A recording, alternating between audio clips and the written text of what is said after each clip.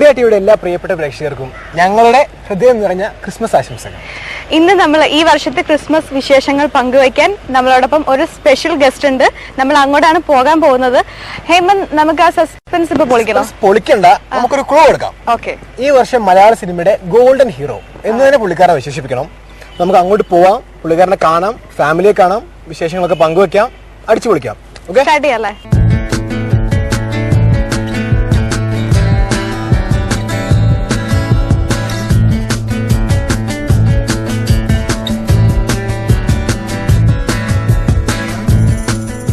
Yes, welcome to Ooty. Nice to meet you. എന്താടാ എന്റെ നായികയുടെ കൂടെ ഇറങ്ങി നടക്കുന്നു? ഹലോ.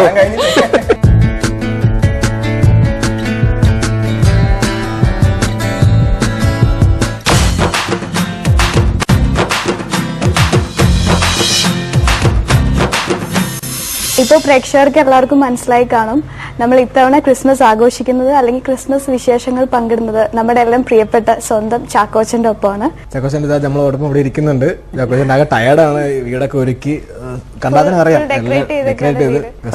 നല്ല പണിയായി രണ്ട് സഹോദരിയും എനിക്ക് തന്നത്. കാരണം ഓർഡിനറി എന്ന് പറഞ്ഞ പടത്തിന്റെ ഷൂട്ട് എന്നാ കഴിഞ്ഞത്? മിനിഞ്ഞാന്നോ? ഇന്നലെ ക്രിസ്മസിന്റെ തീർത്തുള്ളൂ. ചാക്കോച്ചൻ അപ്പൊ ഞങ്ങൾ ഫ്രീ ആക്കിയിട്ടുള്ളൂ. പിറ്റേ ദിവസം തന്നെ ഇങ്ങോട്ട് വരും എന്ന് പറഞ്ഞു. അപ്പൊ ആകപ്പാടെ കോലക്കേടായിരുന്നു വീട്. യുദ്ധകാലാടിസ്ഥാനത്തിന് ഇങ്ങനെ അലങ്കരിച്ച് അലങ്കോലമാക്കിയിട്ടിരിക്കുകയാണ്. വലിയ ഉപകാരമുണ്ട് കേട്ടോ. ഇത്തവണ ചാക്കോച്ചനോടൊപ്പം നമ്മോടൊപ്പം ക്രിസ്മസ് സെലിബ്രേറ്റ് ചെയ്യാൻ ഒരു സ്പെഷ്യൽ ഗസ്റ്റ് കൂടി ഉണ്ട്. അത് മറ്റാരുമല്ല, ചാക്കോച്ചന്റെ പ്രിയപ്പെട്ട പ്രിയ ചേച്ചിയാണ്. ചേച്ചിയാണ് നിപ്പുണ്ട്. ചേച്ചി ഇങ്ങോട്ട് വരില്ല എന്ന് പറഞ്ഞ് മടിച്ചു നിൽക്കാണ്. ഞങ്ങളെ വിളിച്ചു വരുത്തിയതാണ്. ചേച്ചി വാ. ചേച്ചി ആകെ ടയർഡാണ്. ഇപ്പോൾ ഇതൊക്കെ ഒരുക്കി പിന്നെ കുക്കിംഗ് ഒക്കെ കഴിഞ്ഞാൽ നല്ല അടിപൊളി ഭക്ഷണമൊക്കെ ഉണ്ടാക്കിയിട്ടുണ്ട്. ആകെ ടയർഡാണ്, പിന്നെ പനിയാണ്. ഒന്നും ചോദിക്കരുതെന്ന് ആദ്യമേ പറഞ്ഞിട്ടുണ്ട്. ചേച്ചിയോടെ അധികം നമ്മൾ ചോദിക്കാൻ പറ്റില്ല. ചേച്ചി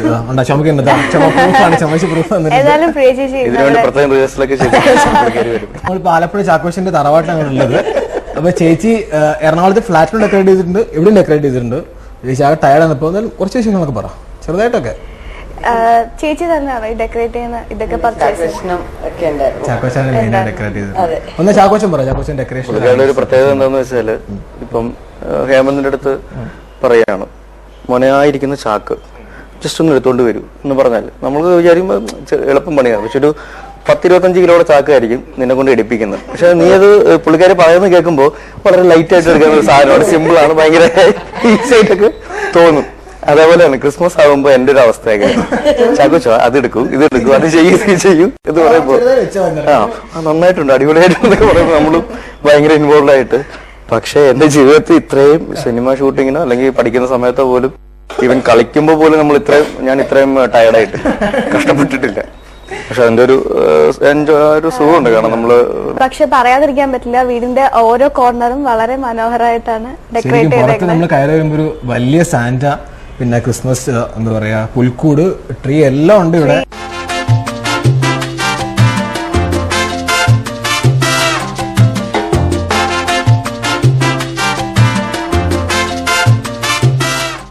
ഇവിടുത്തെ ഒരു പ്രത്യേകത എന്താന്ന് വെച്ചാല്, ഇവിടെ ഇത് എന്റെ ഗ്രാൻഡ് ഫാദർ പണിത വീടാണ്. അതിനുശേഷം എന്റെ അച്ഛനും ഇതിൽ കുറച്ച് അഡീഷൻസ് ചെയ്തിട്ടുണ്ട്. പിന്നെ ഞാനും ഇതിനോട് കുറച്ചുകൂടെ ആഡ് ഓൺ ചെയ്തിട്ടുണ്ട്. ചേച്ചി പ്രിയച്ചിയാണ് ഇതിന്റെയൊക്കെ ഇതിപ്പോ ഇങ്ങനെ ആക്കിയത്. പ്രിയച്ചിയുടെ മെയിൻ കോൺട്രിബ്യൂഷൻ ആണ്. ചേച്ചി പ്ലാൻ ചെയ്ത് ഒരു ആർക്കിടെക്ചർ വെക്കാതെ ചേച്ചി പ്ലാൻ ചെയ്ത് ഉണ്ടാക്കുന്നതൊക്കെ. പക്ഷെ ഇതൊക്കെ പറഞ്ഞാൽ ഇതിന്റെ ഏറ്റവും വലിയ കോമഡി, ഈ വീട്ടിലെ എല്ലാ റൂംസും പ്രിയ ഇതുവരെ കണ്ടിട്ടില്ല എന്നുള്ളത്. ചാക്കോച്ചൻ പറഞ്ഞു തോന്നുന്നു ഇതിനകത്ത് ചില പേടിപ്പെടുന്ന റൂമുകളൊക്കെ തോന്നുന്നു അല്ലേ? അങ്ങനെയല്ല, എന്തൊക്കെയോ ഒരു തരം മറ്റേ വലിയ അധികം തുറക്കാത്ത റൂംസ് ഉണ്ട്. പിന്നെ പ്രിയ ചേച്ചി നല്ലൊരു കുക്കാണെന്ന് ഞങ്ങൾക്ക് എല്ലാവർക്കും അറിയാം. ഈ ക്രിസ്മസ് ആയിട്ട് ചാക്കോച്ചന് എന്താ സ്പെഷ്യൽ ആയിട്ട് കുക്ക് ചെയ്ത് കൊടുക്കണം? അല്ലെങ്കിൽ ചാക്കോച്ചന്റെ ഫേവറേറ്റ് ഡിഷ് എന്താ? പ്രിയ ചേച്ചിയുടെ ഫേവറേറ്റ് ഡിഷ് എപ്പോഴും കരിമീൻ തന്നെ. ക്രിസ്മസ് ആയാലും ഓണമായാലും എല്ലാം എപ്പോഴും കരിമീൻ തന്നെ. ചാക്കോച്ചൻ പറ, എങ്ങനെയാ പ്രിയ ചേച്ചി കുക്കിങ്ങിനോ? കല്യാണം കഴിച്ച ഉടനെ ആദ്യത്തെ ദിവസങ്ങളിൽ ചായ ഉണ്ടാക്കുക എന്നുള്ളതൊക്കെ എന്റെ ജോലിയായിരുന്നു. കാരണം ചായ ഉണ്ടാക്കാൻ പോലും പ്രിയക്ക് അറിയില്ലായിരുന്നു. അപ്പൊ ഞങ്ങള് കല്യാണം കഴിഞ്ഞിട്ട് എറണാകുളത്തേക്കൊന്ന് മാറി താമസിച്ചായിരുന്നു ഒരു കുറച്ച് നാള്. MBA പഠിക്കണം എന്നുള്ള ആഗ്രഹത്തിൽ. യെസ്, ഞങ്ങൾ രണ്ടുപേരും. അപ്പം മാറിയൊരു ചെറിയൊരു 2 ബെഡ്റൂം ഫ്ലാറ്റിലാണ് താമസിച്ചത്. അപ്പൊ ജോലിക്കാരികളൊന്നും ഇല്ലായിരുന്നു. അപ്പൊ ആ സമയത്ത് കുക്കിംഗ് പഠിക്കുക എന്നുള്ളത് ഒരു അത്യാവശ്യമായിട്ട് മാറി. അങ്ങനെയാണ് പുള്ളിക്കാരി പഠിക്കാൻ തുടങ്ങിയത്. അതിനുശേഷം ഇപ്പൊ ഒരു ഞങ്ങള് ഇപ്പോ ചെയ്യുന്ന മൂവി ഓർഡിനറിയാണ്. ഞാനും ശ്രുതിയും ചാക്കോശ ഒരുമിച്ച് ചെയ്യുന്ന മൂവി ഓർഡിനറിയാണ്. അതിന് ഞങ്ങൾ താമസിച്ച ഒരു റെസിഡൻസി ഉണ്ട്, ഓർമ്മ എന്ന് പറഞ്ഞിട്ട്. അവിടെ പ്രത്യേകിച്ച് ഞങ്ങൾക്ക് കുക്ക് ചെയ്ത് തരാത്ത സംഭവങ്ങളൊന്നും ഇനി ബാക്കിയില്ല. ഡെയിലി ഓരോന്ന് വാങ്ങിച്ച് ഓരോന്ന് ട്രൈ ചെയ്ത് ഞങ്ങൾക്ക് ഉണ്ടാക്കുന്നുണ്ട്. എനിക്ക് ഏറ്റവും വലിയ ദേഷ്യം എന്ന് പറഞ്ഞാൽ എനിക്ക് കമ്പനിക്ക് വേണ്ടിയിട്ടാണ് പ്രിയ കൊണ്ടുപോകുന്നത്. ഇവർക്ക് കുക്ക് ചെയ്ത് ചിക്കൻ കൊണ്ടുവരും, രാവിലെ എണീറ്റ് ഉടനെ ആസിഫ്, ജിഷ്ണു, ഹേമന്ത് ഇവരെല്ലാരും ചേച്ചി ഇന്ന് എന്താണ് സ്പെഷ്യൽ? ബിജുമനെ എന്നോട് പറയും ഇതെന്തിനാ നിൽക്കുന്നത്, പോയിക്കൂടെ അവിടെ പോയി ഇതൊക്കെ ചെയ്യൂ, ഞങ്ങൾ വൈകിട്ട് എത്തും, ഒരു 3 കിലോ ചെറിയുള്ളിയൊക്കെ പൊളിച്ചു വയ്ക്കും. നൈറ്റ് ഷൂട്ട് കഴിഞ്ഞ് വരുമ്പോഴത്തേക്കും ചേച്ചി എന്തെങ്കിലും ഒരു ഡിഷ് സ്പെഷ്യൽ ആയിട്ട് ഉണ്ടാക്കിയിട്ടുണ്ടാവും. നല്ല ഷൂട്ടിംഗ് ആണ്, ഞാൻ ഒട്ടും എൻജോയ് ചെയ്തൊരു ഷൂട്ടിംഗ്. അവിടെ വെച്ചാണ് എന്റെ ബർത്ത്ഡേയും ആഘോഷിച്ചത്. ഇത്രയും ഒരു വെറൈറ്റി ആയിട്ട് അടിപൊളിയായിട്ടൊരു ബർത്ത്ഡേ ഞാൻ ആഘോഷിച്ചിട്ടില്ല. അപ്പം ദിവാലി ആഘോഷിച്ചു, ഒരുപാട് സെലിബ്രേഷൻ ഉള്ള ആഘോഷങ്ങളൊക്കെ നമ്മൾ ആഘോഷിച്ചു.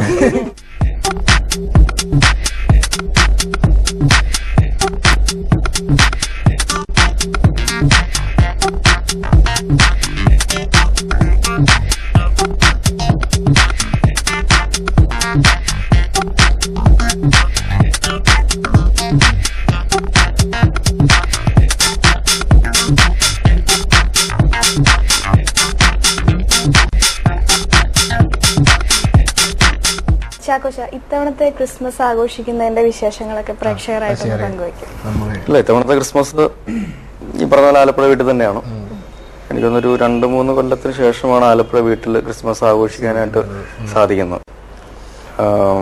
എന്റെ തൊട്ടിളയ അനിയത്തിയും ഫാമിലിയും വരുന്നുണ്ട്. ഏറ്റവും ഇളയ അനിയത്തി മസ്കറ്റിലാണ്.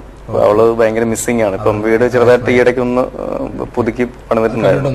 അപ്പൊ അത് പുള്ളിക്കാരി കണ്ടിട്ടില്ല. മിക്കവാറും ഈ ഒരു പ്രോഗ്രാമിലൂടെ ആയിരിക്കും പുള്ളിക്കാരി ആദ്യമായിട്ട് കാണാൻ പോകുന്നത് തന്നെ. കാരണം ഭയങ്കര സസ്പെൻസ് ആയിട്ട് ഒക്കെ വെച്ചിരിക്കുകയായിരുന്നു. എന്തായാലും പൊളിഞ്ഞു. പിന്നെ പാതിര കുർബാന കഴിഞ്ഞ ഉടനെ രാവിലെ വെളുപ്പിനെ തന്നെ 2 മണിക്ക് നോയമ്പ് പൊളിക്കുക എന്ന് പറയുന്നതാണ് ക്രിസ്മസിന്റെ എന്റെ ഏറ്റവും വലിയ ത്രില്ലെന്ന് പറയുന്നത്. ഇപ്രാവശ്യം എന്താ സ്പെഷ്യൽ? ടർക്കി ഓർഡർ ചെയ്തിട്ടുണ്ട്. അതിന്റെ അവസ്ഥ എന്താവുക? എന്റെ അനിയത്തിയുടെ ആഗ്രഹമായിരുന്നു ഇപ്രാവശ്യം ഒരു വെറൈറ്റിക്ക് ടർക്കി കഴിക്കാം. പക്ഷെ അതിനെപ്പറ്റി നല്ല അഭിപ്രായം അല്ല കേൾക്കുന്നത്. മിക്കവാറും ഒറ്റയ്ക്ക് തന്നെ അവളെ എല്ലാം തിന്ന് തീർക്കേണ്ടി വരും. കഴിഞ്ഞ വർഷമൊക്കെ ക്രിസ്മസ് എവിടെയായിരുന്നു? കഴിഞ്ഞ വർഷം എറണാകുളത്തായിരുന്നു, ഫ്ലാറ്റില്. അപ്പൊ അവിടെ എല്ലാവരും ഉണ്ടായിരുന്നു, നമ്മുടെ റിലേറ്റീവ്സും. ക്രിസ്മസിന് ഡെക്കറേഷൻ അതിനെപ്പറ്റി ന്യൂസിൽ കണ്ടിരുന്നു. വലിയ ഒരു ക്രിസ്മസ് വില്ലേജ് ഉണ്ടാക്കിയതിനെ പറ്റി. അത് ശരിക്കും പ്രിയയ്ക്കും പ്രിയയുടെ വളരെ അടുത്തൊരു സുഹൃത്തുണ്ട്, അച്ചു, ഉമ്മൻചാണ്ടി സാറിന്റെ മകള്. ഇവർക്ക് രണ്ടുപേർക്കും ഈ ക്രിസ്മസ് എന്ന് പറഞ്ഞാൽ ചെറിയൊരു പ്രാന്ത് പോലെയാണ്.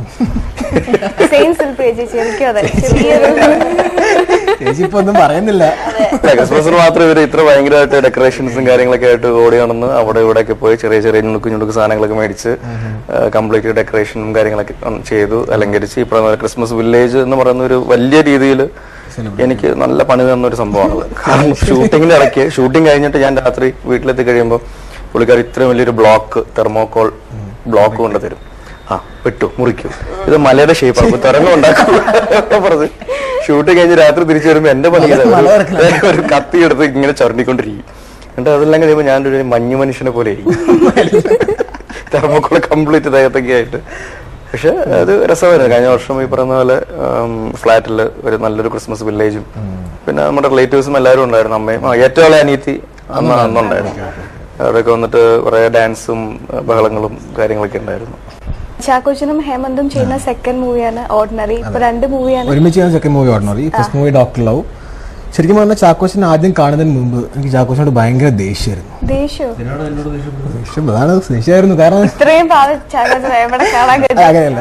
ആക്ച്വലി അല്ല, ഞാൻ ബാക്കി പറയട്ടെ. ഫാസിൽ സാറിന് അറിയാലോ, എന്നെയും ചാക്കോച്ചനെയും ഇൻട്രൊഡ്യൂസ് ചെയ്ത ഫാസിൽ സാറാണ്. അപ്പൊ അദ്ദേഹം എപ്പോഴും പറയുന്നത് ചാക്കോച്ചനായിരുന്നു ഇത് ഞാൻ ചെയ്യുന്നല്ലോ, ചാക്കോച്ചൻ പെട്ടെന്ന് ക്യാച്ച് ചെയ്യുന്നത് എല്ലാം ചാക്കോച്ചനെ വെച്ച് മാത്രമേ അദ്ദേഹം കമ്പയർ ചെയ്യാൻ ചുമ്മാ എന്നെ ബൂസ്റ്റ് ചെയ്ത് പറഞ്ഞിരിക്കണമെന്നല്ലേ. അതാണ് എനിക്ക് ഭയങ്കര ദേഷ്യമാണ് ചാക്കോച്ചൻ ആദ്യം കാണുന്നവരെ. പിന്നെ നമ്മൾ ഡോക്ടറിനോട് കണ്ടപ്പോൾ പിന്നെ മനസ്സിലായി പാവമാണ്, നല്ല കുട്ടിയാണ്. അത് കുറെ കഷ്ടപ്പെട്ടില്ല ചാക്കോച്ചനെ അല്ലേ, അറിഞ്ഞല്ലേ? സീരിയസ് ആയിട്ട് എന്റെ ഒരു എക്സ്പീരിയൻസിൽ അല്ല ഇത്രയും ഞാൻ സത്യം പറഞ്ഞാൽ വിചാരിച്ചിട്ടില്ല ഇത്രയും പാവമായിരിക്കും ചാക്കോച്ചെന്ന്. എങ്ങനെ പക്ഷെ പാവമായ എന്റെ മുമ്പിൽ ഇയാൾ കരഞ്ഞല്ലോ. എപ്പോ വറുത്ത് അതെന്നെ കളിയാക്കിട്ട് കരഞ്ഞാണ്. അതല്ല, സീരിയസ് ആയിട്ട് ഞാൻ ആലോചിക്കും ഇത്രയും ഇങ്ങനെ പാവാൻ പറ്റും. ജാഘോഷം ഭയങ്കര അത് ജാഘോഷം എടുത്ത് തന്നെ പറഞ്ഞു. ഞങ്ങളെ യങ്സ്റ്റേഴ്സിന് ഇത്രയധികം സപ്പോർട്ട് ചെയ്യുന്ന വേറൊരു ആർട്ടിസ്റ്റ് ഇല്ല. കാരണം ഞങ്ങൾ എത്ര മിസ്റ്റേക്ക് ജാഘോഷം ഡേറ്റ് ഇല്ലെങ്കിലും എത്ര സമയമെങ്കിലും ഞങ്ങൾക്ക് ഇരുന്ന് തന്നിട്ടുണ്ട്. പല തവണ ടേക്കുകൾ 10ഉം 12ഒക്കെ ആയിട്ടും പുള്ളി അത് സോങ് വരായിട്ടുണ്ട്. അപ്പൊ കാരണം ആ സമയത്ത് ഞാൻ എന്റെ അവസ്ഥ ആലോചിക്കും. അനിയത്തി പ്രയോജനം അഭിനയിക്കുമ്പോൾ എന്റെ അവസ്ഥയും ഇതേപോലെ തന്നെയായിരുന്നു. ഞാൻ ഒരു തുടക്കക്കാരനായിരുന്നു. 13 ടേക്ക് വരെയാണ് ഞാൻ മാക്സിമം പോയിട്ടുള്ളൂ. നീ എത്ര വരെ പോയിട്ടുണ്ട്? അന്ന് ഞങ്ങൾക്ക് മറ്റേ ഡിജിറ്റൽ ക്യാമറ ആണ്. ഒരു മര്യാദ ഉണ്ടോ നിനക്ക്? ഇവിടെ ഇത്രയും നേരം ഇവിടെ വന്നിരുന്നിട്ട് കുടിക്കാനായിട്ട് എന്തെങ്കിലും കേക്കോ വൈനോ അല്ലെങ്കിൽ കുറച്ച് കഷായോ എന്തെങ്കിലും എടുത്തു. പറഞ്ഞ പോലെ ഞങ്ങളുടെ സെക്കൻഡ് മൂവിയാണ് ഇപ്പോൾ ഓർഡിനറി ഒരുമിച്ച്. First movie doctor love. അപ്പൊ അതിന്റെ എക്സ്പീരിയൻസ് ചാക്കോച്ച പറഞ്ഞു. ഹേമന്തിന്റെ കൂടെ എന്താണ് എക്സ്പീരിയൻസ് പറയും? ഹേമന്തിന്റെ കൂടെ ഇല്ല, ഈ ഡോക്ടർ ലെവൽ ശരിക്കും പറഞ്ഞ ഒരു യുവതാരങ്ങളുടെ 2020 എന്നാണ് പറ്റി പറഞ്ഞിരുന്നത്. അതേ സമയത്ത് തന്നെയായിരുന്നു സെവൻസും റിലീസ്. 2 പടങ്ങളും ഓണത്തിന് റിലീസ് ചെയ്ത ചിത്രങ്ങളായിരുന്നു. അപ്പം ഡോക്ടർ ലെവല് ഹേമന്ത്, ഭഗത്, മണിക്കുട്ടൻ, രജത്ത്, അജു, പിന്നെ അറിയുള്ള ശ്രാവൺ, അങ്ങനെ ഒരുപാട് ആൾക്കാരുണ്ടായിരുന്നു. വിദ്യ ഉണ്ണി, ദിവ്യാനുടെ അനിയത്തി, അനന്യ, ഭാവന, അങ്ങോട്ട് വലിയൊരു സ്റ്റാർ കാസ്റ്റിംഗ് തന്നെ ഉണ്ടായിരുന്നു. അതും പ്രത്യേകിച്ച് കോളേജിൽ വെച്ചെടുക്കുന്ന ഒരു സിനിമ എന്ന് പറയുമ്പോൾ ഞാൻ പഠിച്ച കോളേജാണ് SB കോളേജ് ചങ്ങനാശ്ശേരി. അതുവരെ ഞാൻ കണ്ടിട്ടില്ലാത്ത കോളേജിന്റെ പല ഭാഗങ്ങളും കാണാൻ സാധിച്ചു. പിന്നെ അവിടെ ഒരു വലിയൊരു ടവറുണ്ട്. ടവറിന്റെ ഏറ്റവും മേളില് യേശുക്രിസ്തുവിന്റെ ഒരു രൂപമുണ്ട്. അതിന്റെ ഏറ്റവും മേളിൽ വരെ യേശുക്രിസ്തുവിന്റെ പാദത്തിന്റെ തൊട്ട് താഴെ വരെ കയറി ഫോട്ടോ ഒക്കെ എടുത്ത് അങ്ങനെ ഒരു വലിയൊരു ചെയ്യാൻ പറ്റാത്ത പല കാര്യങ്ങളും ചെയ്യാൻ സാധിച്ചു.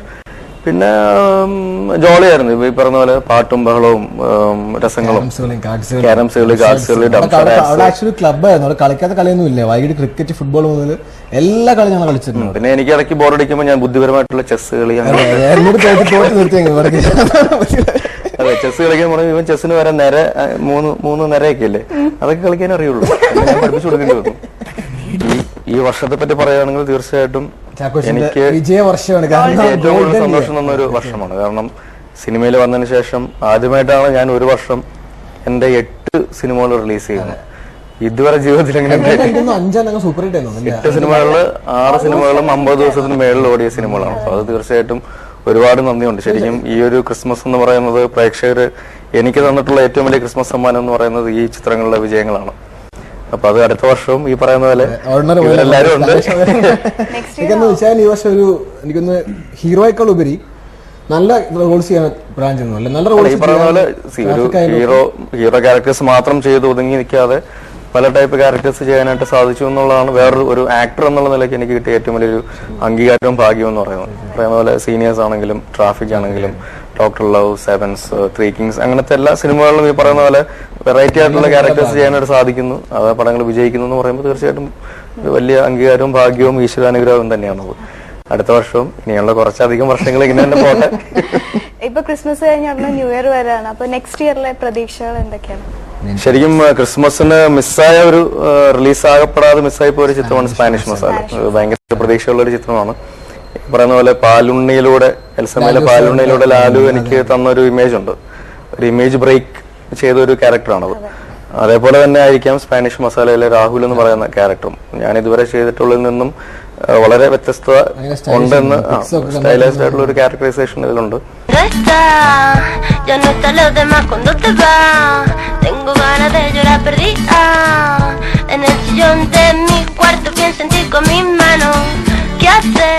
ജനുവരിയിൽ റിലീസ് ചെയ്യും സ്പാനിഷ് മസാല.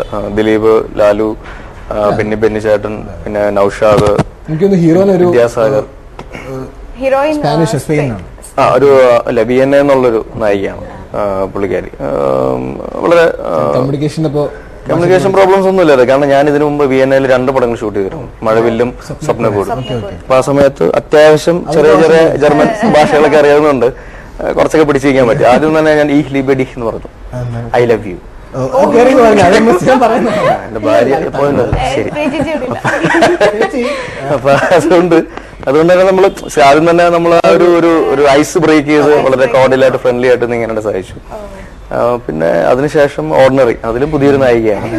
പുതിയ ആ കുട്ടി എങ്ങനെയുണ്ട്? ആ കുട്ടി കുഴപ്പമില്ല. അത് ഈ പറഞ്ഞ ഈ ഹിലി പേടിക്കുന്നൊന്നും ഞാൻ പറഞ്ഞില്ല. അതെന്താ എന്റെ അടുത്ത് പറയാന്? എങ്ങനെ സ്പെയിനിൽ പോയപ്പം വൈഫ് കൂടിയില്ലായിരുന്നു, ഇവിടെ വന്നിട്ട് വൈഫ് കൂടെ ഉണ്ടായിരുന്നു. എനിക്ക് ചേച്ചി എല്ലാവരും ചാക്കോച്ചന്റെ കൂടെ വരും, എപ്പോഴും ചാക്കോച്ചന്റെ കൂടെ തന്നെ. അത്രയും ഇഷ്ടമാണ് ഇവർ തമ്മിൽ. ഒരു കെമിസ്ട്രി ഭയങ്കരമാണ്. ഞങ്ങളൊക്കെ കെട്ടാൻ പോകുന്ന ഞങ്ങൾ കണ്ടുപിടിക്കേണ്ട ഒരു കെമിസ്ട്രി ഉണ്ട് ചാക്കോച്ചന്റെ ചേച്ചി. ശരിക്കും പറയേണ്ട കാര്യമാണ്. അത്രയും നല്ല കെമിസ്ട്രിയാണ് ചാക്കോച്ചൻ ചേച്ചി തമ്മിൽ. ഞാനാണെങ്കിൽ കെമിസ്ട്രിക്ക് ഭയങ്കര വീക്കാണ്. അതെ, പക്ഷെ ഇപ്പൊ മെച്ചപ്പെട്ട് വരുന്നല്ലേ ചേച്ചി കൂടെ കൂടിയതിന്. എന്താ നിങ്ങളുടെ പ്രണയങ്ങളൊക്കെ? ഞങ്ങള് സിംഗിൾ, റെഡി ടു മിംഗിൾ. ഞാൻ single and ready to mingle. Okay, ഞാനങ്ങനെ റെഡി ടു മിംഗിൾ അല്ല, സിംഗിൾ ആണ്. ചിരിക്കുന്നത് കണ്ടിട്ട് സിംഗിൾ തോന്നില്ല. അതല്ല, അപ്പം എന്തായാലും നന്നാവട്ടെ. അടുത്ത വർഷം നിങ്ങൾ റെഡി ആയാലും സിംഗിൾ ആയാലും മിംഗിൾ ചെയ്താലും എല്ലാം നന്നാവട്ടെ. നല്ല പടങ്ങൾ നിങ്ങൾക്ക് കിട്ടട്ടെ, എല്ലാം നല്ലതാവട്ടെ. പ്രത്യേകിച്ച് ഓർഡിനറി ഒരു സൂപ്പർ ഹിറ്റ് ആക്കി തരൂ അല്ലേ? ലെവൽ ഏറ്റവും വലിയ പ്രത്യേകം നല്ല ഗാനങ്ങൾ ഉണ്ടെന്നുള്ളതാണ്. വിദ്യാസാഗർ സ്പാനിഷ് മസാലയ്ക്ക് ശേഷം വീണ്ടും വിദ്യാസാഗറിന്റെ കൂടെ ഒരു ചിത്രത്തിൽ യോജിക്കാൻ പറ്റിയെന്നുള്ള വലിയൊരു ഭാഗ്യമാണ്. എന്തായിരുന്നു ഓർഡിനറിയിലെ പാർവതിയുടെ എക്സ്പീരിയൻസ് എന്ന് പറയുന്നത്? തീർച്ചയായിട്ടും എനിക്ക് എന്റെ ഭാഗ്യമായിട്ടാണ് കാരണം ചാക്കോച്ചന്റെ കൂടെ തുടങ്ങാൻ പറ്റിയത് തന്നെ. കാരണം എനിക്കറിയില്ല ഇത്രയും സപ്പോർട്ട് ചെയ്യുന്ന ഒരു ഹീറോ എനിക്ക് വേറെ ഉണ്ടോന്ന് തന്നെ അറിയില്ല. കാരണം അതല്ല, സോങ്ങിനാണെങ്കിൽ പോലും സ്റ്റെപ്സ് ഒക്കെ ചാക്കോച്ചൻ അത് പെട്ടെന്ന് ഗ്രാസ്പ് ചെയ്ത് ചെയ്യും. എനിക്ക് സ്റ്റാർട്ടിങ് ട്രബിൾ വരും. അപ്പൊ എത്ര പ്രാവശ്യം തെറ്റിയാലും ചാക്കോച്ചൻ ചിലപ്പോ നല്ല വെയിലത്തൊക്കെ ആയിരിക്കും, എന്നാലും ചാക്കോച്ചൻ ഇല്ല ഓക്കെ അത് എന്റെ ഒരു എക്സസൈസിന്റെ ഭാഗമായിട്ട് അത് ശരിയാക്കാം. ഒന്നാമതെ ഒട്ടും വയ്യായിരുന്നു ചാക്കോച്ചൻ, എന്നിട്ട് പോലും എന്നെ ഇത്രയും സപ്പോർട്ട് ചെയ്തു. അപ്പോ ഞാൻ കരഞ്ഞ കാര്യം ഞാൻ പറയാം. സോങ്ങിന്റെ ഒരു ഷോട്ട് ഷൂട്ട് ചെയ്തോണ്ടിരുന്നപ്പം അതിന്റെ സ്റ്റാർട്ടിങ് എനിക്ക് പെട്ടെന്ന് കിട്ടുന്നുണ്ടായിരുന്നില്ല. അപ്പൊ നല്ല വെയിലത്ത് നിൽക്കുക, ചാക്കോച്ചനാണെങ്കിൽ ഒട്ടും വയ്യാതെ നിൽക്കുക. അപ്പൊ ചാക്കോച്ചൻ എന്റെ അടുത്ത് ഇങ്ങനെ ജസ്റ്റ് പറഞ്ഞു, ഇത്രയും പാവം നായകനെ എവിടെ കാണാൻ കിട്ടുന്ന വെച്ചു. അതുകൊണ്ടല്ല, അപ്പൊ ഞാൻ നോക്കുമ്പോ ടേക്ക് ഇപ്പൊ കുറച്ചായി ചാക്കോച്ചൻ ഇങ്ങനെ വെയിലത്ത് നിൽക്കുന്നു. സത്യം പറഞ്ഞാൽ ചാക്കോച്ചന്റെ മുഖത്തേക്ക് എനിക്ക് സങ്കടം വന്നു. പറഞ്ഞു കരയിപ്പിച്ചാണല്ലേ?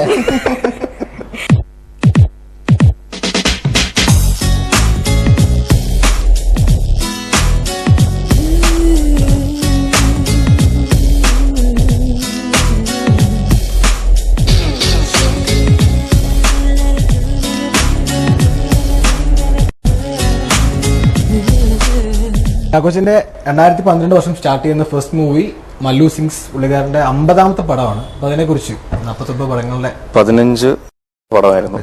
അതിനുശേഷം അനിയത്തിപ്രാവില് വീണ്ടും പാച്ചിക്ക എന്നെ നായകനായിട്ട് കൊണ്ടുവരുന്നു. അതിങ്ങനെ ഈ വണ്ടി വലിയ കുഴപ്പമില്ലാതെ ഓടി 2011 ഈ പറയുന്ന പോലെ കുറച്ച് അധികം നല്ല സിനിമകൾ ചെയ്യാൻ സാധിക്കുന്നു. 2012 മല്ലു സിംഗിൽ 50ാമത്തെ പടം. അത് എന്റെ അടുത്ത സുഹൃത്തായ വൈശാഖിന്റെ തന്നെ സിനിമയാണ്. സേതു സ്ക്രിപ്റ്റ് ചെയ്യുന്നു. എന്റെ വളരെ അടുത്ത സുഹൃത്തുക്കളായ ബിജു മേനോൻ, മനോജേട്ടൻ, പിന്നെ ഉണ്ണി മുകുന്ദൻ. അപ്പൊ അങ്ങനെ ഒരു നല്ലൊരു ടീമിന്റെ കൂടെ വീണ്ടും വർക്ക് ചെയ്യാനായിട്ട് സാധിക്കുന്നു. ആ ഒരു ത്രില്ലുണ്ട്. അപ്പൊ ഒരുപാട് നന്ദിയുണ്ട്. കാരണം ഈ പറയുന്ന പോലെ 15 വർഷം തയ്ക്കുക എന്ന് പറയുന്നത് എന്റെ സ്വപ്നത്തിൽ പോലും ഇല്ലാത്തൊരു കാര്യമാണ്. കാരണം സിനിമ അഭിനയം എന്ന് പറയുന്നത് തുടക്ക സമയത്ത് അതൊരു പ്രൊഫഷനായിട്ട് എടുക്കണമെന്ന് ഒരിക്കലും ആഗ്രഹിക്കാത്ത ഒരാളായിരുന്നു ഞാൻ. അതിനുശേഷം ഇടയ്ക്ക് ഒരു ഇടവേള ഉണ്ടായിരുന്നു 2 കൊല്ലം. അതിനുശേഷം വീണ്ടും സിനിമയിലേക്ക് വരുമ്പോൾ സിനിമ വീണ്ടും 2 കൈ നീട്ടി സ്വീകരിക്കുന്നു. തീർച്ചയായിട്ടും ഒരുപാട് നന്ദിയുണ്ട് പ്രേക്ഷകരോടും, എനിക്ക് നല്ല നല്ല കഥാപാത്രങ്ങൾ സിനിമകളും തന്ന സംവിധായകരോടും എല്ലാവരോടും. അപ്പൊ അതിന്റെ ആഘോഷമായിട്ട് നമുക്ക് ഒരു വൈനും കേക്കും അടിച്ചാലോ? എന്റെ ഭാര്യ അടുത്ത് വരുന്നുണ്ട്.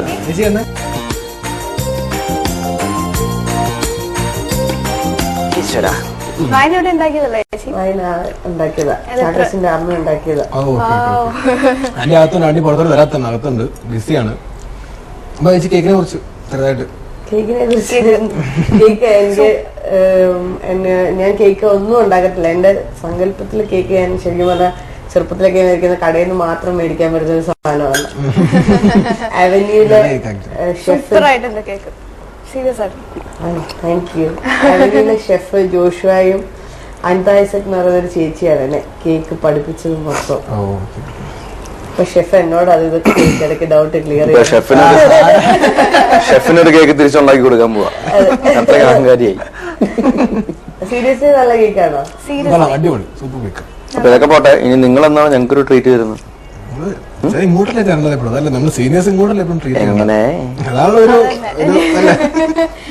ഓർഡിനറിയുടെ വിജയത്തിൽ നമ്മൾ ഓർഡിനറിയുടെ വിജയത്തിന് നമുക്ക് ഒരു get big party Parvathi god willing. Thank you. എന്റെ വകയോ? മതിയാണല്ലോ നിങ്ങള് സംസാരിച്ചിരുന്നോളൂ, ഞാനിവിടെ അടുക്കളയിൽ എനിക്ക് ഇനി അടുക്കളയിൽ ഇനി ഒരു പരിപാടി ഇല്ല. പ്രിയ ചേച്ചി ഇത് കഴിഞ്ഞിട്ട് ഞാൻ അടുക്കളയിലേക്ക് വരാം. എനിക്ക് കേക്ക് ബാക്കി ഉണ്ടാക്കാൻ നമ്മളെ ബാക്കി പഠിപ്പിച്ചു ഐറ്റംസ് റെഡിയാക്കി ചേച്ചി. Okay. ഭക്ഷണം കഴിച്ചിട്ട് പോകുന്നു. കേക്ക് ഉണ്ടാക്കാൻ പഠിപ്പിച്ചു തരുമോ ചേച്ചി? ഇത് ഞങ്ങൾക്ക് പ്രിയ ചേച്ചി ഗിഫ്റ്റ് ചെയ്ത ഒരു സുന്ദരൻ, എന്താണ് പേരെന്താ പറഞ്ഞത്? സാന്റ. ആ സാന്റയാണ് ഞങ്ങൾക്ക്. ഫസ്റ്റ് ചാക്കോജി ഇതിന്റെ പേര് വല്ല അറിയില്ല. ക്രിസ്മസ് അല്ല പേരെനിക്ക് അത്ര, ഞാൻ വേറെ എന്തോ പേരാ പഠിച്ചത്. ആ, നീ അതുകൊണ്ട് മാത്രം ഞാൻ നിനക്ക് ഇത് തരാൻ ഉദ്ദേശിക്കുന്നില്ല. കൊച്ചു പിള്ളേരല്ല എങ്ങനെ? ഇങ്ങോട്ട് ചാക്കോജി ഇത് എവിടെ നിന്ന് മേടിച്ചത്? ഇത് ദുബായിൽ നിന്ന് മേടിച്ചതാണ്. ഞാൻ എന്റെ ഭാര്യയ്ക്ക് വളരെ ആത്മാർത്ഥമായിട്ട് കൊടുത്ത ഗിഫ്റ്റാണ്. ഞങ്ങൾക്ക് മറിച്ച് കിട്ടും. Very sorry. പ്രിയ ചേച്ചി ഞങ്ങൾക്ക് ഗിഫ്റ്റ് ചെയ്തു. അവർക്ക് ഞാൻ വെച്ചിട്ടുണ്ട്. കൊള്ളാം. പിന്നെ അപ്പൊ മക്കള് പോകുന്നില്ലേ? ഭക്ഷണം കഴിച്ചിട്ട് ശരി. അപ്പൊ എന്തായാലും ഭക്ഷണം കഴിക്കാതെ നമുക്ക് കഴിക്കാം. അപ്പം ഇവർക്ക് ഭക്ഷണം കൊടുക്കാൻ പോവാണ്. ഇവരുടെ ഭക്ഷണത്തിനോടുള്ള ആക്രാന്തം നിങ്ങൾ നേരിട്ട് കണ്ട് പേടിക്കണ്ട. അപ്പൊ അതുകൊണ്ട് അപ്പൊ എല്ലാവർക്കും ഒരിക്കൽ കൂടി എല്ലാവിധ ആശംസകളും. ക്രിസ്മസിന്റെയും ന്യൂ ഇയറിന്റെയും ഒരുപാട് സന്തോഷങ്ങൾ ഈ വർഷം എനിക്ക് തന്നിട്ടുണ്ട് നിങ്ങൾ. അപ്പൊ അതുകൊണ്ട് പ്രേക്ഷകരോട് പ്രത്യേകിച്ചും എനിക്ക് നല്ല നല്ല സിനിമകൾ തന്ന എല്ലാവരോടും ഒരുപാട് നന്ദി. Happy Christmas and A very happy new year. ഞങ്ങളുടെ വകയും നിങ്ങൾക്കും എല്ലാവർക്കും.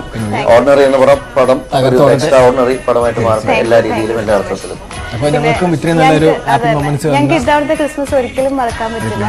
തീർച്ചയായിട്ടും ചാക്കോശനോടൊപ്പം ഇത്രയും സൂര്യട്ടിയുടെ എല്ലാ ക്രൂവിനും എല്ലാവർക്കും ഞങ്ങൾ ഒരുപാട് താങ്ക്സ് പറയുന്നു. ചാക്കോശനും ചേച്ചിക്കും ചാക്കോശന്റെ അമ്മയ്ക്കും താങ്ക്സ് പറയുന്നു. അപ്പൊ എല്ലാവർക്കും ഹാപ്പി ക്രിസ്മസ്. നമുക്ക് ഹാപ്പി ക്രിസ്മസ്.